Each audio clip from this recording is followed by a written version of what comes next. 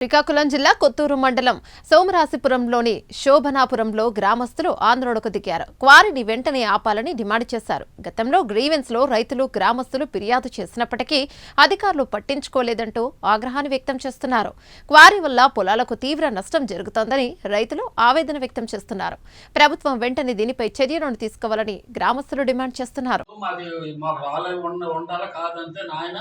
మరి నేను బతుకుతాను ఏదో చేసి మీరు చేయలేరంటే మా ఊరందరూ నెలకు 3 మీటింగులు పెట్టేవాడు ఊరు వచ్చి. అలాగా 2 సంవత్సరాలు అడిగినాం.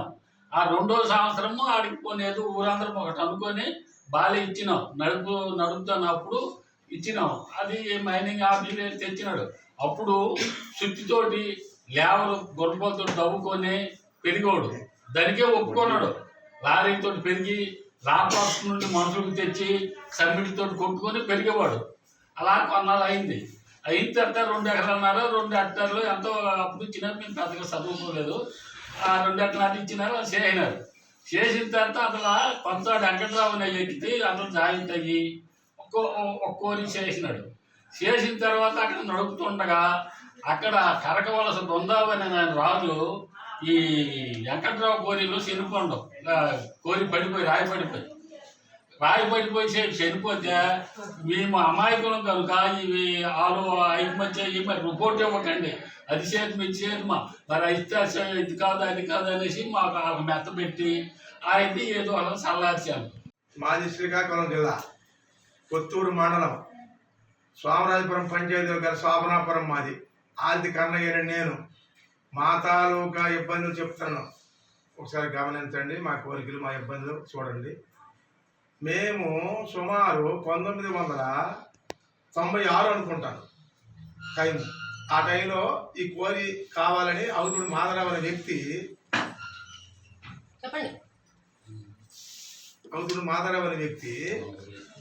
చెప్పొచ్చా? అవుతుడు మాధవరావు అనే వ్యక్తి నాకు ఈ కోరి కావాలి, మీరు మాకు గ్రామం నుండి రెస్పాన్స్ ఇవ్వండి అని అడిగాడు. అప్పుడుకున్నటువంటి వ్యక్తులము 1 గొల్లంగి రాములు, 2 గొల్లంగి లచ్చన్న, 3 ఆల్తి కాశయ్య, 4 ఆల్తి కన్నయ్యనే నేను. మాకు అడిగారు గ్రామ పెద్దలుగా. సరే ఏదో అడిగాడు మనవాడు కదా, మేము దయతలసి ఓకే చెప్పాము. ఆయనకి నీళ్ళు పెట్టుకోమని అప్పుడుకున్నటువంటి 2 ఎకరాలు అనేది అన్నాడు. సరే పెట్టబోయ్యా ఏదో చూడు అని అన్నాం. అప్పటికి ఇచ్చాం. ఆ 2 ఎకరాలు అప్పుడే ఎప్పుడో అది క్లోజ్ అయిపోయింది. అది అలా రాను ఈ 2 ఎకరాలు అనేది తర్వాత ఏటి మార్పు చేసినారో ఏటో మాకు తెలియకుండా ఇన్ని సంవత్సరాలైనటువంటి తాలూకా వివాదం దాని తాలూకా నడుబడి అంటున్నా వాళ్ళు ఇష్టానుసారం నడుపుకున్నారు. 10 సంవత్సరం లీజు ఏడు చేసేవాళ్ళు ఏడు చెందేవాళ్ళు మళ్ళా మా దగ్గర రాకుండా వాళ్ళు ఇష్టానుసారం చేసుకుని రహదారి ఇబ్బంది కొండ యాత్రాకృతం చేసి అప్పుడుకున్నటువంటి మీకు 2 ఎకరాలే ఉన్నది ఇవ్వము, మా గ్రామానికి ఉండాలి, ఇల్లు కట్టుకున్న ఏం చేసినా మాకు రాయా రప్ప చేయడం మాకు అవసరం కాబట్టి మీరు చేయడం కాదన్నాం. అలాగే ఒప్పుకున్నారు. తర్వాత ఎప్పుడు మాకు అడగకుండా ఇష్టారం కొండ మొత్తము వారు చేసి వాళ్ళు ఇష్టాంతరం అసలాకృతం చేశారు. వాళ్ళు చేసే నిర్వాహకం మాకు ఇది. ఇప్పుడు ఎంత జరుగుతుంది దీనివల్ల? ఈ బాంబులు ఇవేవి మామూలుగా ఏదో ఇది ఈ బాంబులు పెట్టారు. మామూలు పెట్టేవాళ్ళు ఈ బాంబులు పెట్టి భూములు మా ఇల్లు కదులుతున్నాయి.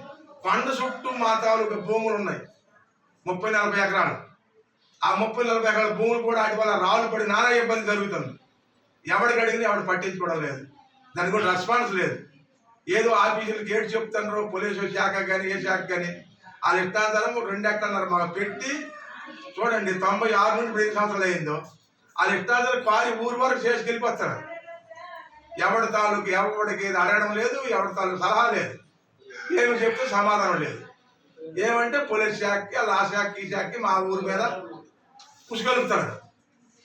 పోలీసు వాళ్ళు కూడా మా పరిస్థితి ఏంటి తెలిసి మాకు కూడా ఎవరు వచ్చి మా ముందుకు వచ్చి అడగడం మా కష్టం తెలుసుకోవడం లేదు.